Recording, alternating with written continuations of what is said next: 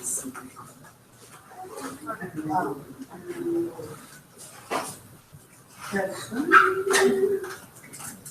all on video. Uh-oh, we got an infinite. That's good to do like the Bohemian Rhapsody video. For a demonstration? Yeah, great. I didn't see. Why, thank you. Hi, and welcome to our last meeting of the academic school year. We have our July meeting, but we'll talk about that in a little bit, but that's new academic year. Hopefully everybody's doing well and ending out their year in a good, strong, positive way. Just some basic chapter business. We sent out the link for the meeting minutes from March 8th. And hopefully you have a chance to review those. And we'll need to motion to approve those meeting minutes, unless anybody has any comments on them. Any motion to approve the minutes from last meeting? Motion? Marianne, motion, no seconds? Someone who is here needs a second. Kathy, I was here. Because if you weren't here, you can't vote on it, obviously.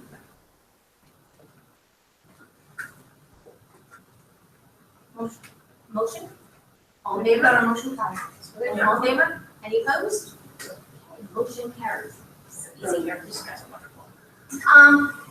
We don't have any new members, correct? Everybody's here. We'll introduce Aaron in a little bit. We're pretty happy to have him guest speaker. Typical, if you want to sign up for membership, if you haven't already done so, I think most everybody here has. Encourage other people to do so. If you can, take the brochures back if you need to. There have been no changes to the websites or the Facebook or the other social media, so we just try to keep them on the front page to get to them right away if we need them. A couple of shout outs. The Spring 2017 Graduate Research Symposium, Elsa Mataka, she received a prize for her best easel, and she just had her graduation this morning. And I got to see her across the stage and get her in her hood and whatnot.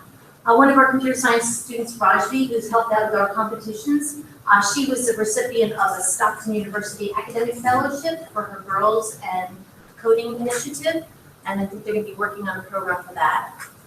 Kathy Clayton, who is here with us, chosen for CS Discoveries training in Pennsylvania by code.org, and Adam Swift, our vice president, also chosen. He'll be a facilitator of that. And Missy Krupp, yay, a beautiful article on giving the world a helping hand on the NJEA.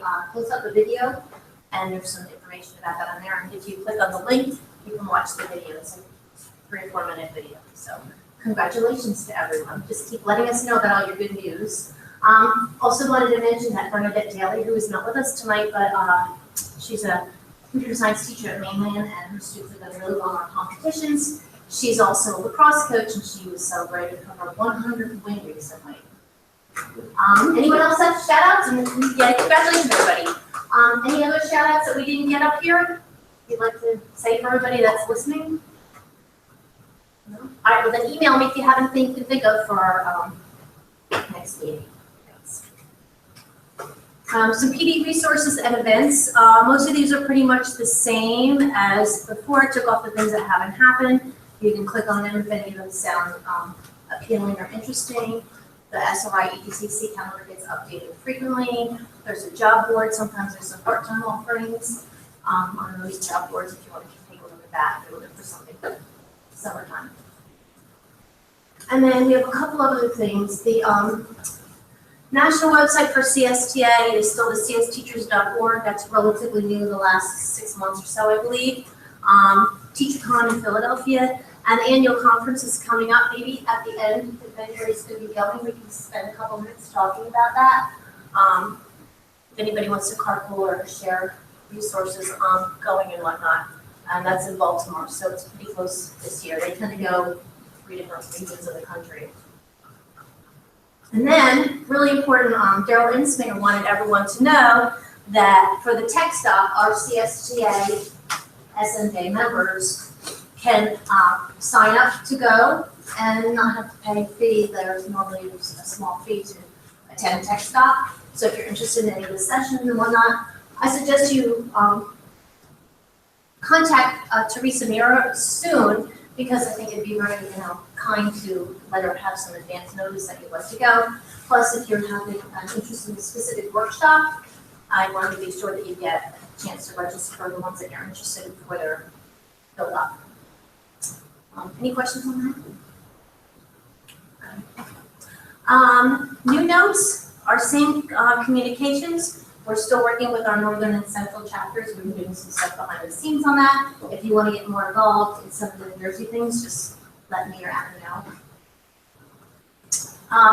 Bob Heinrich isn't here, so I will jump in for him. But last night we had a really fun governor debate. We had the 2 Republican candidates went first, and then 4 of the Democratic candidates went for their own session after that. So it was really well attended in the campus center event room, and we had satellite, and we had maybe like 1,300 people watching it online, which was really pretty good. So the campus center room was sold out, the other room. So we had a couple of us on the task of listening to some of these concepts. Computer science may have come up, and it only came up one time when they were talking about STEM careers.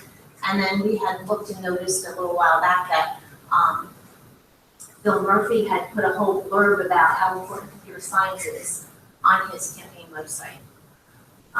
There's probably a slide on that a little later on.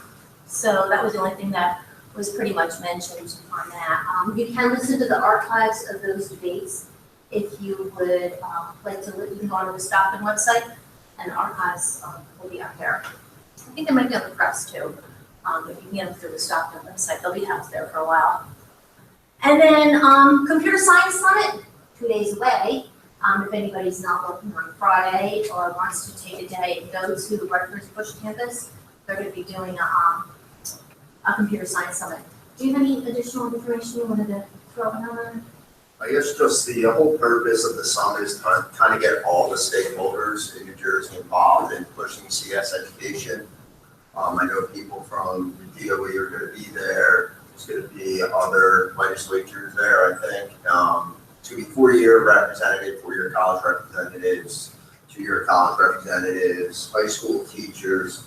It's kind of just an all-around meeting of how we can kind of push forward this initiative for CS education in New Jersey, because we're right on that fringe of falling behind or either taking off and moving to the front of the pack as far as CS education in our state. So this is a big push, kind of get everybody on the same page, get everybody together, share ideas. It's going to be panels, breakout sessions, there's going to be industry experts there. So I mean, it is very short notice, but if you had the opportunity or could attend, I think there would definitely be some valuable things and a chance to express your points of view and your feelings on where CS education should be going in the state of New Jersey. Well, I can tell you that Stockton has a really big graduation on Friday, so there won't be a lot of Stockton representation there, but I believe they have 70-some people registered from colleges and universities, legislators, general public, K-12 teachers, some industry professionals. So there's a pretty wide variety of stakeholders that are registered to attend, and I don't think it is something that is I think it's still available to go to if you wanted to. If you have further questions and you want to ask about it, I can put you directly in touch with Gerald Teacher, who also is helping out with that summit. He's our kind of legislative go-to person for CSTA in New Jersey. Any questions on that? And then this, as part of the legislation, I think some of the gubernatorial candidates may be attending. I'm not sure which ones, but there's a whole blurb on that I think that gives a nice commentary on computer science on his website. So you go through the archive of PowerPoint, click on it, and you get critique it. Any issues? Do we want to read over it and maybe offer anything to it? This moment or overall? Overall. Okay. We're going to get together and do that. Yeah? Okay. We're going to support it. Appreciate it. Yeah. I know that Phil Murphy's campaign has actually been very willing to respond to people with comments and concerns. I know Daryl's talked to them. I've actually talked to one of the people on his campaign about computer science education. So it's kind of nice that it's not just lip service, like, hey, thanks for the email, great to hear. They actually followed up and called us, said, hey, give us some more information. And we say CS education, what do you mean? What do you mean by STEM? Computer science, STEM. So I think it's kind of neat that they are very much hands-on with their response. You don't get the token, hey, great, keep in mind. So that's a positive thing. Yeah, so Daryl and Adam and the rest of the people that are working on legislative outreach have contacted all of the candidates that I just mentioned that were at the debates and some of the additional candidates that were the alternate debate that they were having outside last night as well, for the outside, I forget what it's called, outside something. So we've kind of, they have reached out to pretty much all the candidates. He's the only one that's come up with something that's been put on the website, but I think we keep asking, it'll get more prominent on everybody's agenda, hopefully.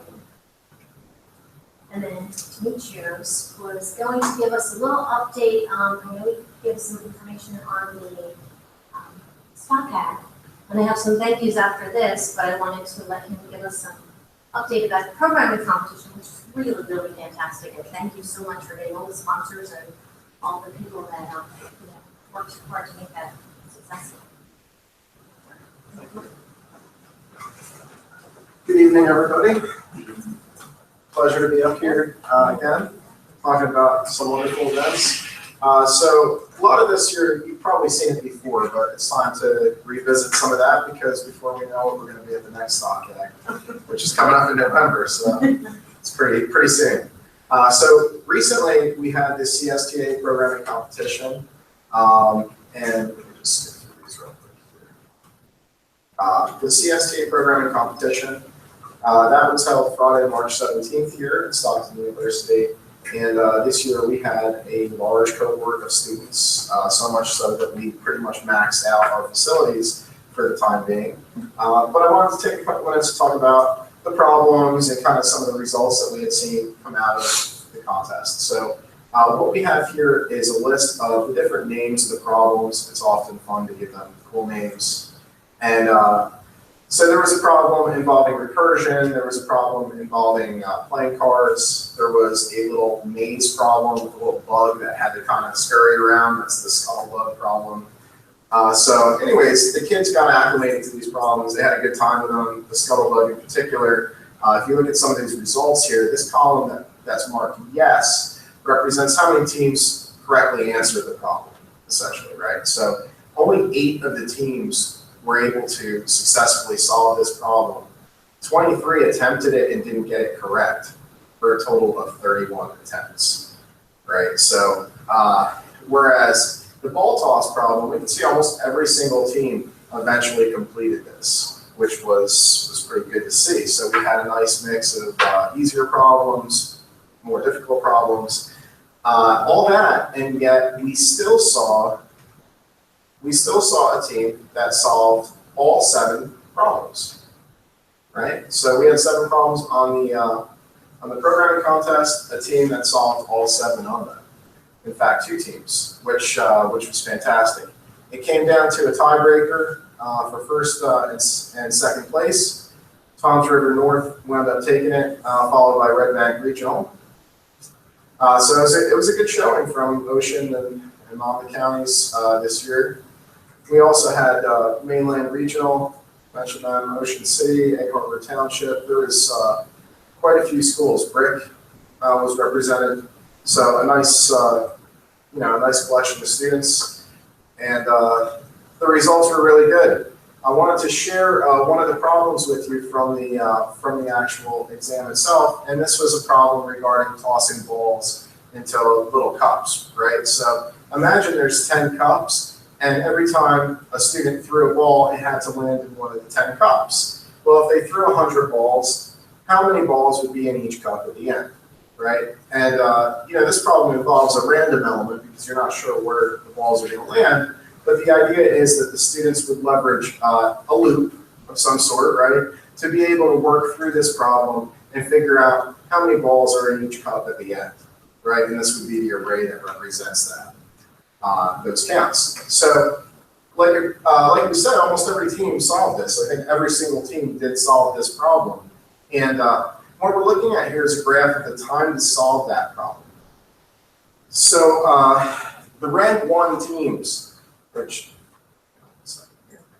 rank 1 team was able to solve this under 20 minutes, whereas it took the rank 30 teams, let's say in excess of an hour to solve this problem. So we do look at some of the metrics behind the problems and try to analyze if they're good, which we've been pretty happy, although we have seen the teams solve the 7 problems. So I think that we're probably going to keep the difficulty fairly consistent for the next event that we have. So that's been interesting. As far as the stock hack is concerned, I've been up here before talking about this, but I just want to remind everybody. Stock hack technology innovation event is going to happen again this fall at Stockton. It's open to high schoolers, college students, transfers, basically anybody who's in an undergraduate program or in high school can come. And we have a design track, which is things related to user experience and interface design. We have a software track, which kind of skews towards security a little bit with forensics, cryptography, algorithm challenges.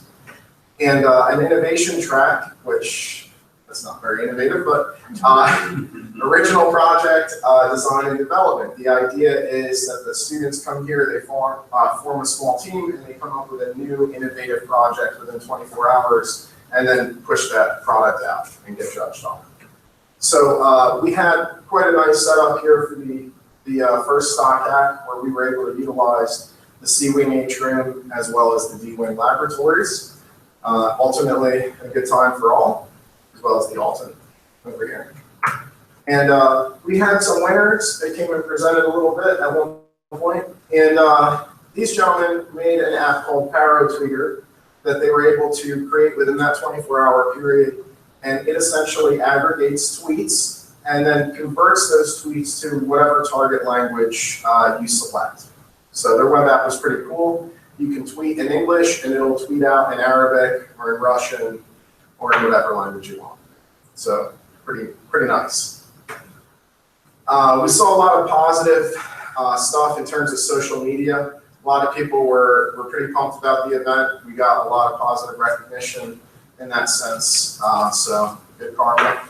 That was fun. We did do a decompression event at the nighttime. It was kind of like a gaming oriented thing. And that was fun for a couple hours. So anyway, the next stock hack is going to be November 18th into 19th, Saturday into Sunday, noon to noon. We are going to charge a participation fee of $10 this time. The tickets include food and the swag that would come along with it. Let's say t-shirts or whatever it is we can get, essentially. And that should be fun. So we're looking forward to it. We are beginning to think about the next event at this point. So if you're interested in helping out, feel free to email us. We do have a shared mailbox set up, stockhack@stockton.edu. Please feel free to email us and let us know how you'd like to help if you're interested, and that would be great. So that's about it. Thank you for having me. So the competition was the second year. We went from maybe 60, 70 some students or so up to 125, which seemed to be our max. Stock hack, it was the first year, so we've got some tweaks to do on that, and we expect a whole lot more. So that's kind of going on twice a year now from where we're planning it. And I do have to say thank you so much to everybody that contributed prizes for our students, because it really, really made a big difference. It was a lot of fun. We had a lot of shirts. We had Stockton Osprey mascot on and flew them off into the stands for the students, and we did different things like that. And it really just helped to create a very exciting atmosphere for students. So thank you for all your support and help and all the background work that everybody did and all the behind the scenes work. So thank you.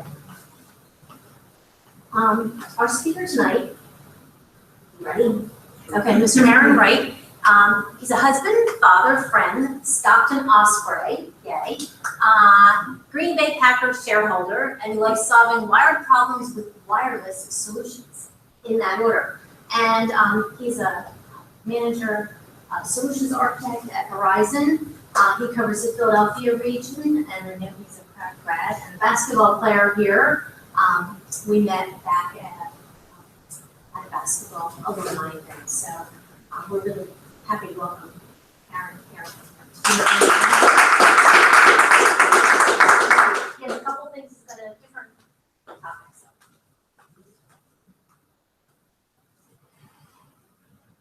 So while we're getting this together, good evening. And my name is Aaron Wright. Very proud to be here at Stockton again, especially because I'm alum. So just to recap what Ms. Cusman already told you, I'm a solutions architect for Verizon Wireless. So my main objective is to provide advanced solutions that help increase productivity and efficiencies and pretty much optimize current challenges that you may have today with wireless solutions. So things that are non-traditional like telematics, intelligent lighting, intelligent video, away from just tablets and cell phones. But what I'm going to talk to you today about is Verizon's Thingspace platform. Now, I do have a video that I wanted to show you that will give you a brief introduction. Straight up in the middle. Straight up. In the middle, That's the tab at the top, the middle one right there. Gotcha.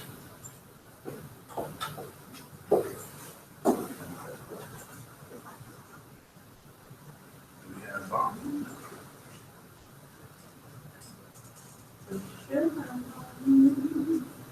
so we're gonna mute for a second. Okay. We did check the button.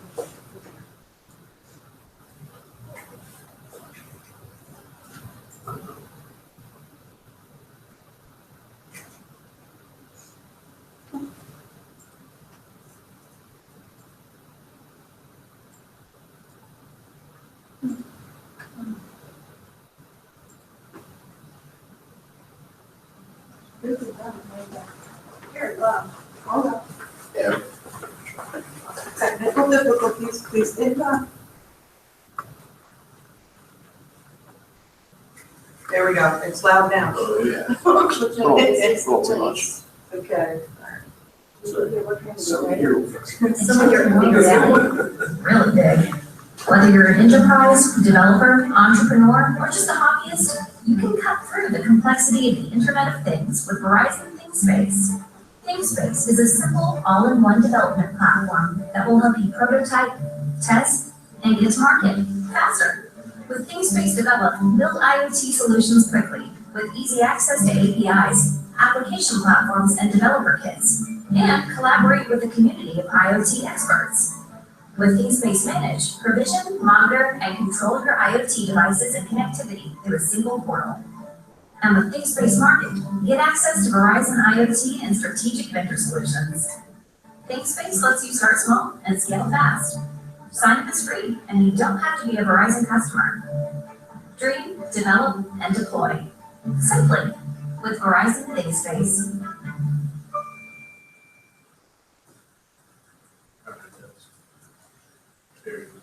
And you're over to the right, if you're going right to Thingspace. All the way to the right. Sign in.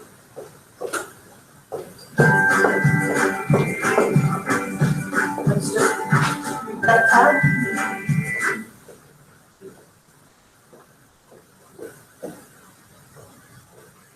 So what Thingspace is a all-in-one holistic IoT ecosystem. Okay, so what you're able to do, this is for everybody from who may not be techie at all to the most advanced tech person around. What the Verizon Thingspace portal will enable you to do is to create your devices, your applications, manage your devices, your applications, and get data analytics all in one streamlined location.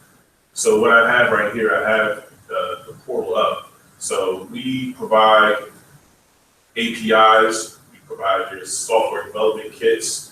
For example, let's go into, here we have hardware already created that you can select from. And one of the benefits, if you need the development kit, we have that already. If you want to develop your own, we give you the guideline to do that as well too. So you're never out there trying to figure it. Because right now, the IoT internet things, it's very vast, it's very complex, it's not an easy thing to manage. So what we do, we ease that transition for providing a platform where you can actually create your applications all in one place over our network. You don't have to be a Verizon customer to do it. And the sign up for it is free, so it's accessible to anybody. So if you want to drive projects for your students would actually create real world society solving problems, this is a space that you can do it in, and who knows what the opportunity that you will uncover from it. What we're going to talk about a little bit later is a Verizon Foundation, different grants and programs that are available to different school districts that can help fund these type of solutions. Even if it's not this, even since you have at your school districts, there's programs to fund those things. So I'm going to go back into the overview here, because there's three aspects to Thingspace. You have Thingspace develop, you have Thingspace manage, and you have Thingspace market. Thingspace manage is where you actually manage all your devices and your applications, get your feedback and analytics from how your devices are performing out in the field, how to track, and if you're trying to monetize a solution, that's Thingspace manage is the place for you to do that. The Thingspace market is you'll have direct access to all of our solution partners. So, for example, Verizon has created our own platforms as far as intelligent video, intelligent lighting, telematics. We're actually doing a project with Stockton right now for our smart campus initiative, which includes intelligent video, intelligent parking, intelligent lighting, digital kiosks, and digital signage. All these things come through our Thingspace application in our portal. Just a quick about. So here, the benefits that you have, as you can see, single platform for onboarding, device connectivity, device management, data management, analytics, and applications environment. You have your secure, scalable, reliable, it's flexible, and your software development kits, which I definitely will show you. They're pre-integrated. So what does that mean? You don't have to spend time developing your own. Because when you go through open development, you're adding months, maybe even a year to the timetable for your release date. Because you have to go through the red tape of the development process. I don't know if anybody's too familiar with this, ever have any experience. A little bit, so you understand the process of having to go through open development. The kits that we have already created, they're ready and out the box, good to go. So that cuts down time for you as a developer.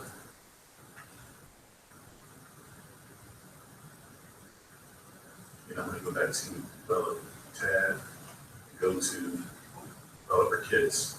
So here's an example of some of the kits that are already created that you can build from.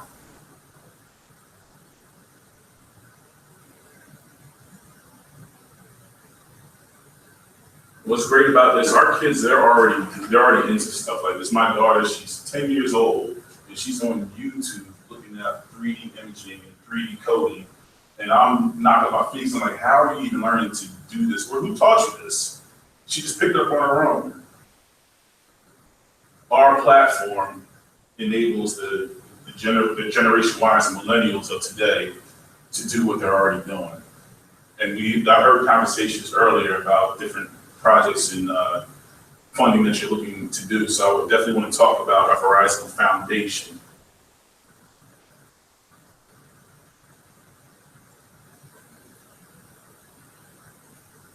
But I just want to keep it simple because this is definitely a rabbit hole that we can fall into and be here for hours talking about the different aspects of this. But the main foundation of Thingspace is it condenses the process. We provide developer kits. It's easy and it's scalable and it's quick. It's free to sign up for, and you can drive your projects directly from one source. You can use it over our Verizon network, which is the most reliable and the strongest network nationwide. And you can create it as a global platform as well, so you're not restricted to nationwide access. This thing can go as far as you would like it to go. But this is the foundation from which you can do it from. All right, are there any questions or anything that you guys anything that's triggering right now? Any thoughts? My question, is there anything at a lower level? I know not just people in the room, but for like lower levelers versus going to mid to high. So if there was a fourth grader, what could benefit fourth grader? Or if you had a second grader, what could you provide, for them? So it depends on whatever idea that they may have. Right. From that point, you go to the developer kits to see what's available. You build from that point. And what this provides, every category here is accounted for. So all the questions that you may have going from things, connectivity to data, application to security, is step-by-step laid out for you. Is there like a starting age of, okay, high school, higher, like, is there a starting age for the content of learning stuff? It would really depend on that child's level of understanding, because every child is different. I would go through the site, and if they can understand it, I will let them go at it. So I don't want to say this or there's a starting, it's not tailored to grades 1 through 12 in that regards, where you say, okay, this is a 4th grade issue or this is a 3rd grade issue. I would say if they understand it, let them have at it, because everything is detailed on how it works. So if I drop down connectivity and data device and device choice, it'll tell you the difference between modems versus modules versus external devices. It'll give you the idea of choosing modems or modules. It'll show you what the cost is per module, how it works, power considerations, longevity requirements. It goes through all the steps when you're looking at building actual kits. And it goes down the line from the things to connectivity aspect of it, how far away the device is, questions that you need to be able to answer as you go through the process. Data.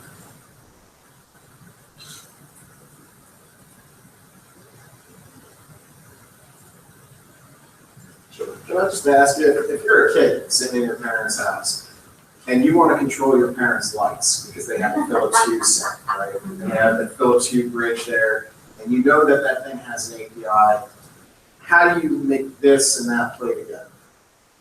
Glad you asked, because we have we have APIs. Let me go back. So you have APIs that are already created here that you can customize, or you can create your own. And we're adding new APIs. It seems we do not have MapQuest API up now. So once you create an account, you can set up a trial account, 30-day trial, where you can create your own API for your device or for your application. Is that better answer your question? Yeah, so I mean, is Verizon engaging vendors like Philips, for example, to then import their APIs into this toolkit, or? Yeah, we have a lot of partners we're already working with, and you'll see that on the site. It'll go through the parties that we have available, the things, the kits that we have in place from those various partners. So, like I said, the platform is forever expanding. What this does is condenses everything into one platform, so whatever you can think of. Okay, so what about like the soft backend? You have a device now, maybe you have 10 of them in your house, and they're programmed to do something, but they want to talk back to some centralized server. That centralized server exists at Verizon's cloud somewhere? Yes, because this is part of, Thingspace is part of the cloud, it's part of our cloud. So yes, what you're asking, data runs back through us. So do you pay like per month for that cloud, or how does that work? So it depends on the solution itself. Usually what you're paying for is however you have your data set up. So if you have your data traveling over a wireless network, that's what you're paying for. Transit. Exactly, you're paying for the transit. So that's where this fee would come into play. Now, is that fee based on traffic, or is it based on like a set amount? It's based on usage. Yeah. Right. So it's based on usage, and there's different usage plans you can choose from depending on if it's a data intensive application or not. Answer your question? Yeah, it's brilliant. The devices, the devices that you've got, Yes. and you look at, it's sending us out to where we can buy them. You can, if you didn't want to do something like the Philips, you can build your own devices. Correct. Or acquire your own device. Correct. Now, anything over on the Verizon network has to be approved. So that's where the open development process goes in. So these things are already approved. So this would be the least time to market for any solution. Anything that you create yourself just has to go through the open development process. And that's where you get to choosing, do you want a modem, do you want an external modem, do you want a module? That's where you get granular with creating your own setup. So I think one of the questions that you asked is actually in this data section here.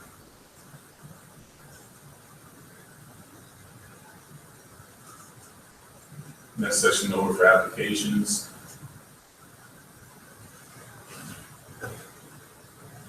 When you select the drop downs, actually for further details on what you're looking for, what to expect. These are more how-tos. So that's why I say that you don't have to be the most tech-savvy individual. You don't have to be an advanced coder. Everything is placed right here for you to point you in the right direction. So you could be a fourth grader with interest. Here you go.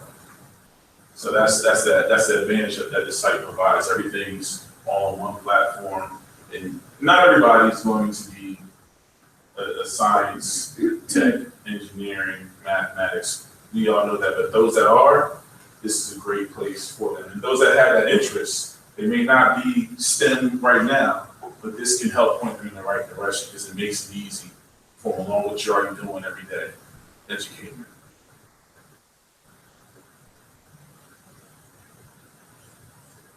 And security is always something that's looked at last, especially amongst millennials. They don't have anything secure right now. They're not thinking about that, but we are. So we provide that. We let you know what the threats are. The potential effects of those effects. And we also tell you the mitigation strategies behind them, how to alleviate those threats.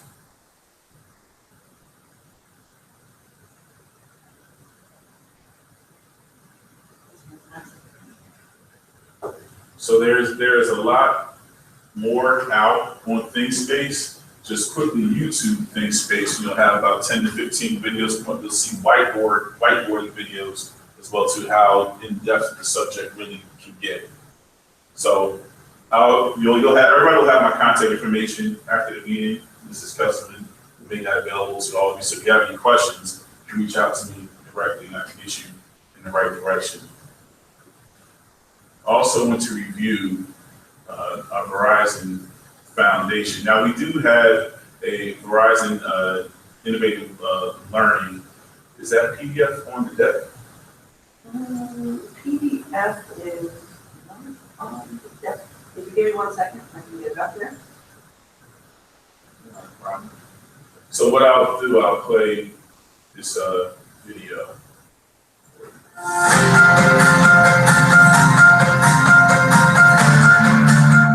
The Connected Futures program for Verizon is really important because we get a lot of access to great talent across the entire NYC university ecosystem. NYC Media Lab tries to create unique collaborations between companies and universities because we believe that it helps the New York City media and technology ecosystem to create these unique partnerships. Connected Futures Challenge, we work with the New York City Media Lab, is a current challenge where Verizon is reaching out to the New York City ecosystem to build ideas and insights. We are investing in these technologies and we want our universities to come and use these platforms that we created. Verizon isn't just a phone company, and the excitement and the enthusiasm they have to work with us on areas like conversational interfaces, AR/MR. Verizon is reaching out to the New York City ecosystem to build ideas and insights around three specific areas: AR/VR, IoT, and conversational interfaces. The Verizon Connected Futures project has represented an ideal opportunity to extend the classroom, to allow the students to test, to build and rebuild and re-prototype in ways that they wouldn't do within the university. Working with Verizon has been really great. I have learned from this program how to launch a project, doing research, interviewing stakeholders, learning more about the technology behind AR environment, talking to people who are already in this field. Actually, as a team, we even interviewed positions for the Open Innovation Lab. They have been super helpful with us. Our project is called Palmas. We're building wireless networks of sensors to better predict and monitor landslides and flooding. It's been really nice to work with the different engineers at Verizon. Terry, for example, he's an engineer, but he's also a mayor of the city. And so it's been really nice to get his perspective because we're working primarily with government, that's our target customer. is highly beneficial to work with a big company such as Verizon. I got to see how the company works with each other, especially with Verizon Innovation Lab. This program is really unique in that as a Fortune 15 company, we're clearly doing very well. It's having the humility to recognize we need additional help. It's a way of getting ahead of the market and staying connected to the new fresh ideas in the industry. The beauty of having young talent come in early and us engaging with them is that we're always learning and discovering from them. And that knowledge is very, very valuable to the internal Verizon ecosystem. Our main goal is eventually sort of create the new future Verizon employee. For us and for the city of New York, it's about building that deeper relationship with the community and understanding how that talent infrastructure can stay here to create real change within the city and help solve world problems.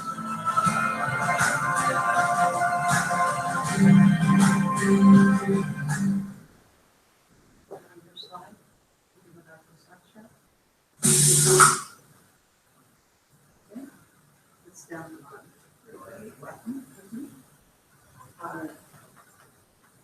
Is that good? Right, not right.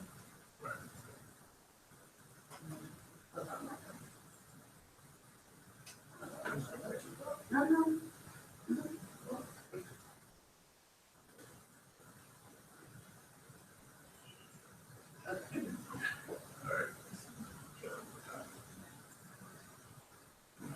Okay, let me pull it up the other one.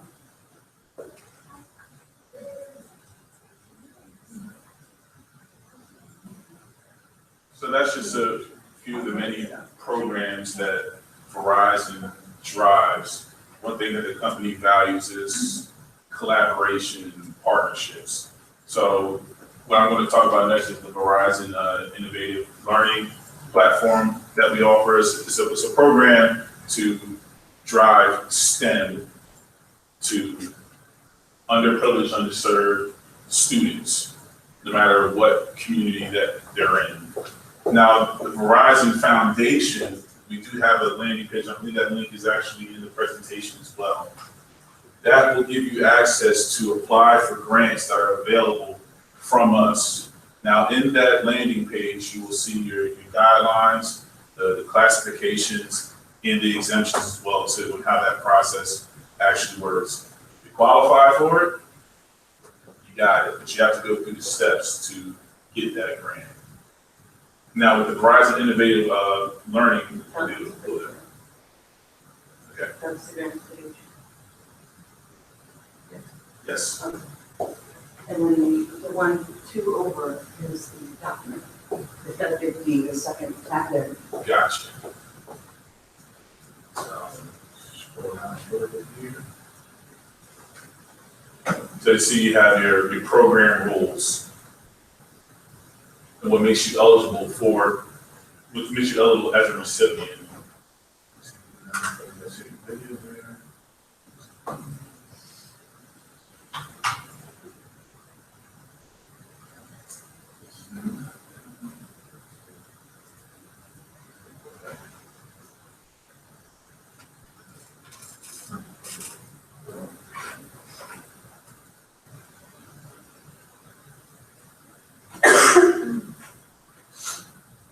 You guys can take a glimpse of it. I don't want to take up too much time by everything else. So in the grant requirements, here's where you can access to visit cyber grants to apply for the actual grant. Gives you qualifications, classifications, and your guidelines and your exemptions. So this would be a great opportunity for you to see it out, see if your program can actually qualify for one of the grants based on the conversation that was held before the meeting, without giving too much detail.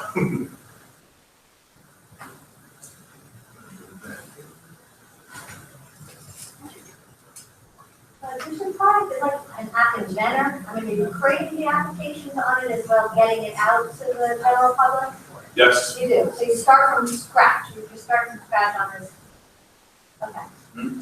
So pretty much you have the idea, Right. you bring it to Thingspace, and you can make it reality. There's already software developer kits already created to help ease that transition. So you're just taking your idea and mapping it to Thingspace and just going through the process. You have the option to use something that's already established to make the solution, or you can start from scratch. Either way, there's guidelines to do all three. If you're a beginner, mid-tier, or highly advanced. Like my daughter she goes to the local high school, to the Creek, and she is in the engineering program. She submitted an app to the FAA Tech Center for someone with Alzheimer's. So they have she did the app where you have to identify, it's based on people, to remember people, it's like a game that they play. So then, all right, she brings that into to your Thingiverse. Now what, then does that go, people now have accessibility to download that app? Is that where the next step is? What is? Well, there's more to it than that. We need to figure out what the app is doing, how the app is going to communicate information, Right. what are the parameters of that application. So it seems like she already did it, she submitted it already. Well, no, she just submitted it for a grade. She had to create a year-long project. So she submitted to the engineers at the FAA Tech Center. And I was just curious now, then does this take it further? It can, because now she chooses I'm to. just using it as an example. Yeah, if she chooses to take that app further, she can tie. Make it real. Yeah, she can tie a piece of hardware to it. So now whether it's a wearable device, she can take it that far, and then that wearable device can communicate information back to the server. That's where the whole Internet of Things about is things communicating, not just people communicating, but things communicating. So how can we communicate that information to that person to make that person more productive, more efficient, solve that necessary issue? Thingspace can now take that idea, application, tie a piece of hardware to it or not, and then take it further. So now it's just not application, now it's something that's tangible that can really go out and really make a difference. So in her situation, somebody that's remote from where that person is could have a different device so they could communicate with each other. So let's say someone new comes into the family or someone that wasn't on there, they can kind of send a message off to that person. So it's kind of how everybody kind of interconnects. Yeah, so the device connects to some other device. And the app can drive the device can create an alert. The alert can be sent out to notify the person that needs to be notified. So that's how that communication can really go forward. So depending on how grand that solution is, we can use this platform to really map that out and create. Okay, we have a million devices out there in the field. You can set your portal where it can see all 1 million of those devices and what they're doing, reporting analytics on all of them. So going back to what Mrs. question on business thing, Marianne, how do you kind of figure it all out? Or do the students kind of I know our students know this stuff, but sometimes you want to have a little bit of a base before you just throw some stuff at them. I know our students a while back did an app challenge. They had to create their own concept of it, but they didn't actually have to create the app itself. So once they submitted this, Verizon then actually helped the people who were selected to actually create that app. So I'm thinking my question is there more tutorials or more help to get you more into it if you're really not at that level yet? Yes. We want to up our game. We're getting stuff. It's one of the century. We have to up, might not have to up it a lot, but teenagers, we don't have to up yours at all, but. I mean, it makes a lot of sense, especially when you're talking about tangible hardware. If you want wearables, like you said, if you want to take the app that your daughter designed and somehow complement that app with a piece of hardware, whether that be a little watch that blinks every time you go near something or whatever that is that your app is going to do, you can use their infrastructure to facilitate the communication. And one of the big benefits I see to this system is that you get the modem infrastructure and the cellular infrastructure you need for your wireless device to work anywhere it is. That's the major benefit I see over going to AWS or going somewhere else, right? Right. The question I have for you though is, who owns the intellectual property? That was my question. So if it's already existing, then I'll probably split between what's already out there and what you bring to the table. If it's something you created, then you own an intellectual property, and then you can actually sell that property through the site as well. You can make that available. That's where the Thingspace market comes into play. So let's say your daughter creates a wearable that's not out right now through her app. She can make that piece of hardware she created available to everyone else through the market where they would have to buy it from her. So do they help with the patenting process and stuff like that? That's what the open development process is all about. It has to be certified. Once it's certified, now certification, as you know, that costs money to certify something brand new. And it's a process that goes, once it's certified, it's there and it's yours. And then you can choose to monetize that and make that available to everyone else to purchase as well. So of course you'll be paid for your own creation. Now the exact details of what that looks like, I would have to get that to you. But overall, just overview, that's how that would work. But even if you, for the beginners, start developing, how do I use Thingspace? You can go right here, go start developing and walk through it, explore different solutions. You can walk right through that. So it gives you the instructions, because we know that this is still pretty, Internet of Things is not new, but it's pretty new to everybody else, because we're just now starting to really embrace this, understand that this is the future. So we do have tools available, the how-tos, to get you comfortable with understanding how it all works. Any more questions? So if we want to log into this, we just go up and get an account. Sign in, create your own. All you need is your name and a valid email address. That's it. Yes, sir. Okay. So Verizon would certify it? Is that, am I understanding that correctly? Yeah, you would go, if it's a new, you would go through the certification process, but Verizon doesn't pay for that certification. If you're creating your own setup, you would have to pay for that certification. So that's the answer to that. That's how open development works. And it can be quite costly. That's why we have software development kits. The kits already pre-created that you can choose from. Now, it makes getting things to market a lot less expensive when you're creating your own solution. Well, I think that one of the benefits students would like is having all those software development kits and being able to play around with them. Mm-hmm. I'm guessing that they like to have it already set up, they don't have to do all the work. Some of them like to start from scratch, but then knowing that that would be compatible with an Verizon system would, I think, be the benefit of that for your students.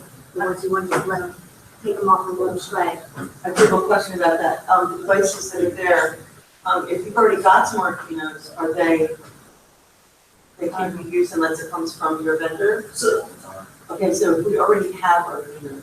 Because we've got Arduinos and Raspberry Pis under devices, okay? And if you've already got those, because some of our students, they're already exploring with these and going through some of them if they wanted to use this for their idea, would they be able to use the ones that they currently have, or would they have to buy the ones in here?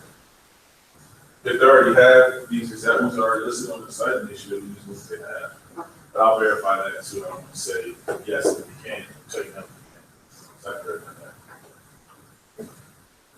Were there any other questions? Yeah, I have one going back to grants Yes. and funding. So I would just kind of get it together. There's actually like the Verizon Foundation grant, but then there's another opportunity where you can do some sort of collaboration with maybe someone that's already at Verizon, or like is there one that's like, has to be generated by someone that works there, or is part of the So we have the Verizon Foundation grants that you go through that site the portal grants.com to apply for. Right. Then we have our Verizon Innovative Learning, which is a separate group altogether that's operated out of DC. Now, depending on the programs that are available that are out, we just have to match up with what you're doing, and if it meets the requirements, then that can be done. But that's a separate team that gets involved in that process. So anything that you have that's coming up, let me know. I can coordinate that team with you to see if there's an opportunity there to partner together and get something done. So there's a lot of opportunities that are out. Just make me aware of what you're looking to do, and I'll see if we have something that fits in the vein of what you're trying to do and is able to work. So it's just about asking hard questions and getting back to you. Yes. I have a little bit of exposure with Verizon grants, and I was told, and I think people notified that the pot has really dwindled significantly.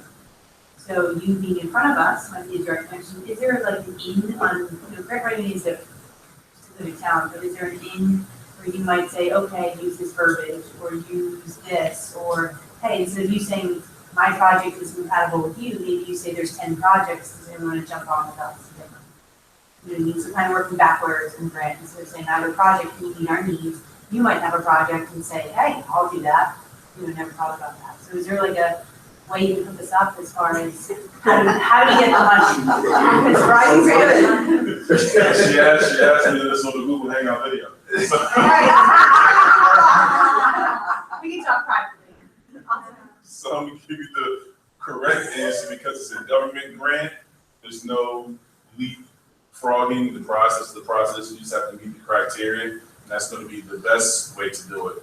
Now on my end, I can follow up and see where that process is at and ask the right questions on that end. But as far as the actual process for the budget goes, it has to go in adherence to the laws of the land. The government is all about compliance and red tape, and any violation of that opens up Verizon to $1 million lawsuits, being debarred from selling to government, which is our largest customer, and people being fired. And I like Verizon, so I work for Verizon, so I don't want to go anywhere. I'm not saying break rules, what I'm saying is, sometimes when it comes to grants, like, okay, we're working on, augmented reality, and that's the focus. So if you do a proposal on augmented reality, the probability might be towards your favor. Or if you pick, basic coding, yeah, then we're done with that, that's not our focus. Okay, So it's so not like a written. heads up on what we're looking for. Where your needs meet our needs, and we can have a mutualistic relationship that we both, the schools benefit as well as Verizon benefits. So is there anything that you can say like, hey, this is our focal point, this is where we're really looking for a collaboration or a collaborative effort with somebody else? I can ask that question. To see exactly where we're at as far as providing funds. Because money is dried up everywhere for every company, including the government too. So things are a lot harder to get approved now than they were before. But the easiest thing is to meet all the requirements first, and then we can pick up the wheel from there and try to drive the opportunity home. Well, because one of the things we can do as part of our group is if she has an interest in something, we can check with the other schools of the teachers that are involved in our organization and try to make a larger group, a collaborative effort. Sometimes you need to have more than one school district involved. So part of what she's saying is like if we know there's another school in California that needs a partner on the East Coast because they're doing some time change or something or another, we'd be happy to jump in. So we just kind of want to be aware of, how we can be involved in what's going on. But we don't really know what they are. We are trying to drive this platform. For the most part, people are really objective to change anyway, and we understand this is the wave, so we're trying to get momentum behind it. So any projects we come up with collaboratively, like I said, amongst multiple school districts, that gives us ammunition to try to get things done for you. So to that point, yes, the whole making sense to you. So that can be done. We work together, we can pretty much achieve anything you're trying to get done. So the collaborative effort will work. Any joint projects, multiple school districts, that's a big deal. I can go up the ladder, go through the process, and knock on some doors to see what we can do to get done. No problem. Any other questions? How's your jump shot? I was pretty good. So I'm still shooting, I'm still dunk now. Not jumping out the gym like I used to when I get here, but. And I don't know if they have the shareholder meeting. I'll explain that. That's how I knew my wife loved me. My Christmas gift, she gave me a shareholder. I'm a Green Bay Packers fan, die hard since Brett Favre stole the Sharp. So 1994, I've been a Packers fan. Real green. Sorry, an Eagles fan, didn't mean to finish, but. So she brought me a shareholder. Green Bay is the only community-owned NFL football team, and my wife purchased a share for me. It's not worth anything. I thought you had to live in Green Bay to be a shareholder. I have connections. You just have to live there to get the profit. So yes, definitely a Packer diehard fan. more diehard Osprey fan. So with that being said, that concludes Thingspace and Verizon Foundation presentation. If you have any questions, please just reach out to me. I'll leave my contact information for you all. And thank you for having me. Thank you, Mrs. Wilson.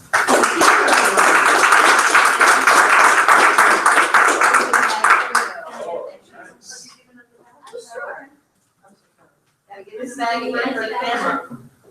You don't have your camera. She's throwing it. What position, play center? All right, I'm just gonna get in the background with the Verizon. Thank you so much. And I yes, get back to where I want to be, but I think I might be able to figure it out. I'm all yellow, look yellow. Center and Power for Jerry Matthews. Oh, no, it's on yellow, and then presents. You can't see right here. Yeah, Right? I couldn't see it. I know, I had the same trouble. I was at, yeah, I was there, yeah.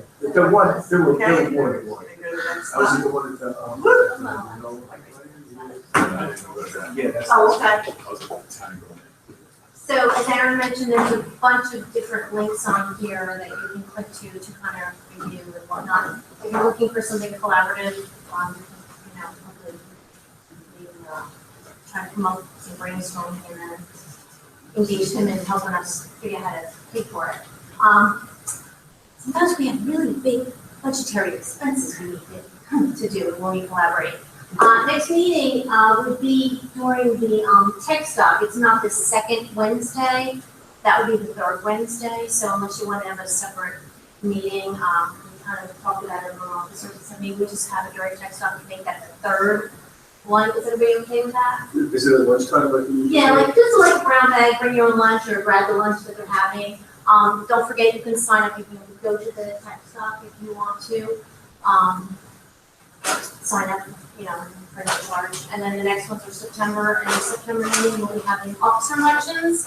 And I really, really would like it if you could send in some ideas for future presentations for professional development. Unfortunately, we don't need one for July because there's a lot of PPA already on that day.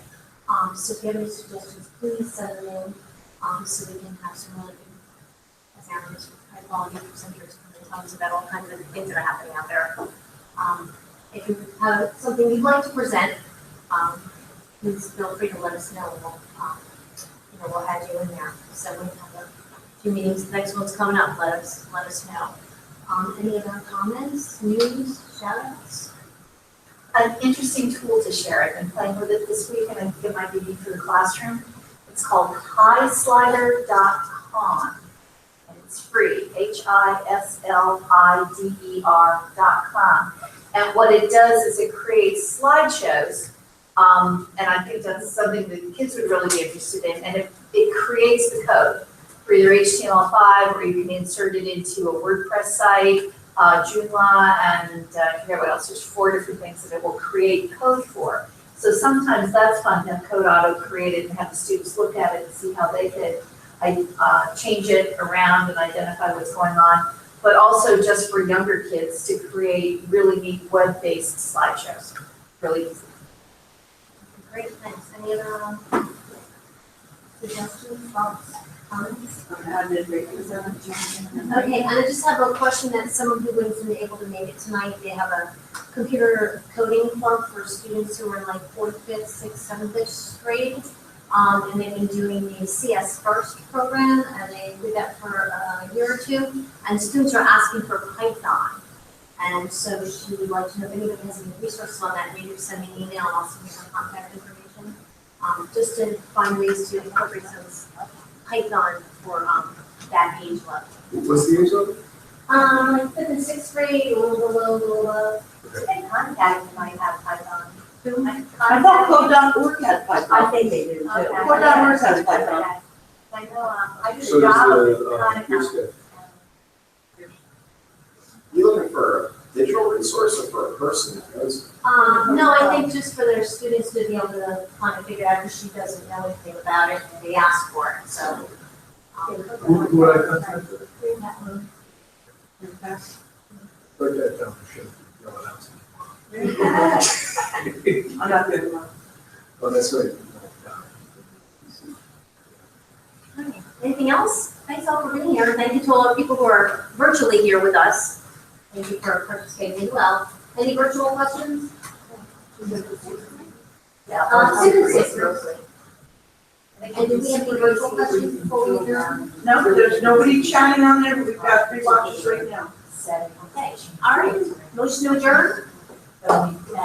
Demetrios, second? Missy Cook, seconds. Okay, all in favor? Adjourn, motion adjourned. Can you edit those pictures? Thank you. Also, on the now. Thanks for the pictures after you. But also include like YouTube videos. So you are? Videos. I fly free. You can fly free.